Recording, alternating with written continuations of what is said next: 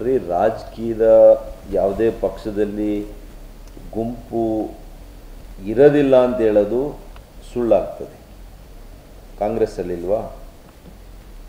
35 ಜನ ಡಿನ್ನರ್ ಮಾಡಿದ್ದು ಯಾವ ಪಾರ್ಟಿಯಲ್ಲಿ? BJPಯಲ್ಲಿ ಮಾಡಿದ್ವಾ? New year party.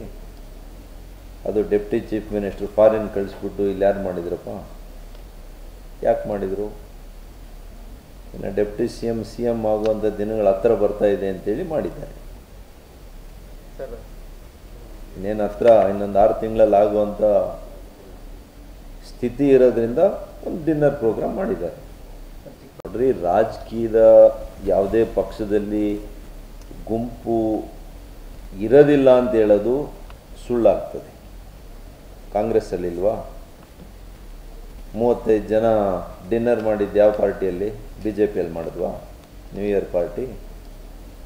ಅದು ಡೆಪ್ಟಿ ಚೀಫ್ ಮಿನಿಸ್ಟರ್ ಫಾರಿನ್ ಕಳಿಸ್ಬಿಟ್ಟು ಇಲ್ಲಿ ಯಾರು ಮಾಡಿದ್ರಪ್ಪ? ಯಾಕೆ ಮಾಡಿದರು? ಇನ್ನು ಡೆಪ್ಟಿ ಸಿ ಎಮ್ ಆಗುವಂಥ ದಿನಗಳು ಹತ್ರ ಬರ್ತಾ ಇದೆ ಅಂತೇಳಿ ಮಾಡಿದ್ದಾರೆ. ಇನ್ನೇನು ಹತ್ರ ಇನ್ನೊಂದು 6 ತಿಂಗಳಲ್ಲಿ ಆಗುವಂಥ ಸ್ಥಿತಿ ಇರೋದ್ರಿಂದ ಒಂದು ಡಿನ್ನರ್ ಪ್ರೋಗ್ರಾಮ್ ಮಾಡಿದ್ದಾರೆ.